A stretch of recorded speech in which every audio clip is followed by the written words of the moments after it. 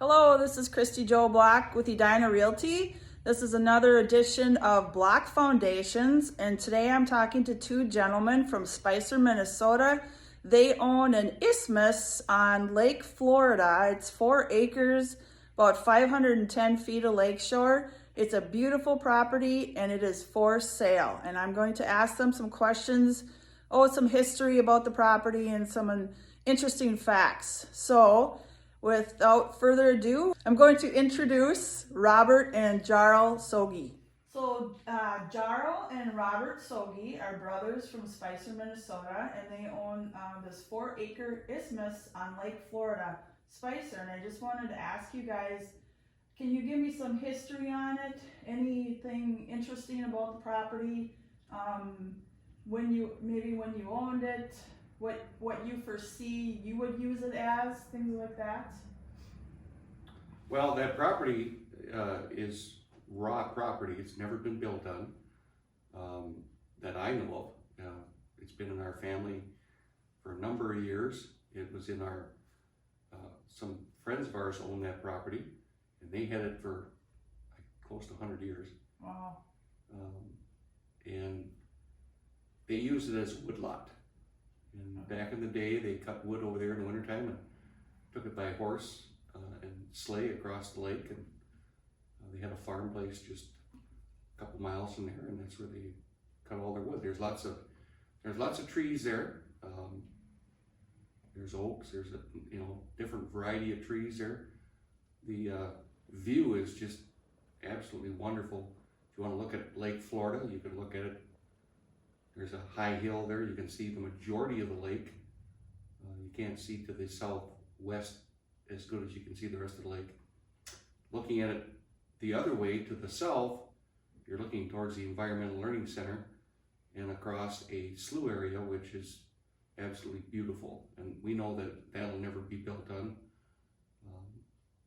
If I was building a house, I'd probably build my house looking towards the south. You have the option to build it to the north too. It's a nice view both ways. So, from my understanding with the zoning is that it would be able to put 2 houses on it. So if you put your main house and then a guest house, that would be, from my understanding, doable. And it's got electricity and sewer, so that's already there.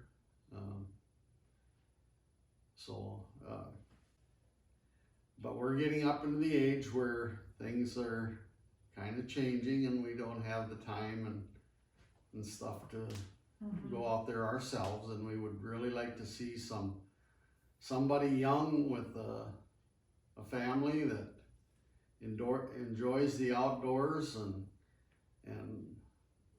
there's room for the kids to play and whatever. I mean, it's just a nice area. yeah, as my family was growing up, we were able to go over there, and the kids enjoyed swimming over there.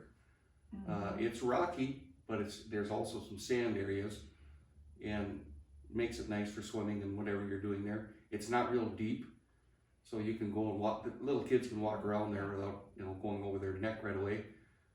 It's also very good for fishing. A number of people say that's some of the nicest fishing on that lake at different times of the year. We've been impressed with the fact that it's just, you go over there and you feel like you're in the northern woods. Yeah. That's a real big plus. And the unfortunate thing is the only access that we have to that is by boat or by the lake. In the wintertime, we go over there with 4-wheelers and snowmobiles, which to some people is a disadvantage. I look at it as, if you go north from Spicer area and go up northern Minnesota, there's people looking for that, because you not only can't drive in there, which you could look at it as a disadvantage, but people can't drive in there also, so that's an advantage. If you're looking for a rough grade secluded area where you're by yourself, perfect piece of property. And the thing that's really interesting about that is it's not far to Wilmer, it's not far to Spicer, it's not far to any community, and it's one of the nicest lakes in Candioi County, if not state of Minnesota, as far as for recreation purposes, fishing, Purity of the lake, Yeah. or the Purity of the lake. clarity of the lake. Mm-hmm. It's, you know, a wonderful piece. If I was 30 years younger, I wouldn't be doing this today. The interesting thing about this is the lake is longer east and west than it is north and south. The access is on the north side directly across this property. So actually going across is doesn't take a long time, and I know that from experience because my brother told me one time, well, we're going to go across here in a canoe, and I said, well, I don't know that I want to go across the middle of the lake in a canoe. Well, we did. It was an interesting ride, but Well, we took that little boat over there to put the sign up. So yeah, it was a short ride. yeah, it's fun, you know. Yeah. Back in the day, the Indians had a tendency of staying on the south side of lakes, especially when things got cooler. Then they would be on the south side and kind of get out of the wind and all that stuff. And that's where some of the Indians used to spend their time, is on the south side of Lake Florida. And So there could be, some arrowheads. arrowheads and different things.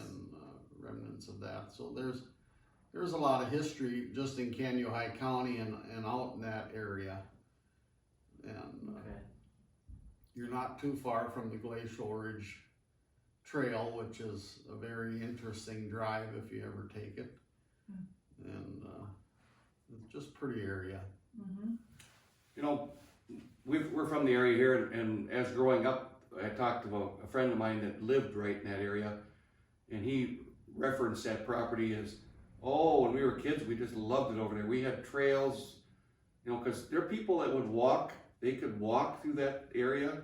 At one time, unfortunately, the way that, erosion and, trees grow up, and it makes it so you can't actually walk real well around there. But back in the day, you could walk through that area, and they were able to go over there with their bicycles. And he referenced, oh, we had bike trails, and we go over there as a neighborhood and just have a ride, because he said it was such a interesting piece of property. There was high side, there was low sides, there's a small little, you could say, slough area in the middle. Not really a slough, but a lowland where there's all kinds of animals that are, it's not real big. It's probably About the size of this room. Yeah, Okay. 25 by 25, and right in the middle there, and where it's just, there's all kinds of interesting things there. There's another spot where on the south side overlooking that slough, where there's a spot that goes out where you're able to have a camp. They had a campfire there, and you could see.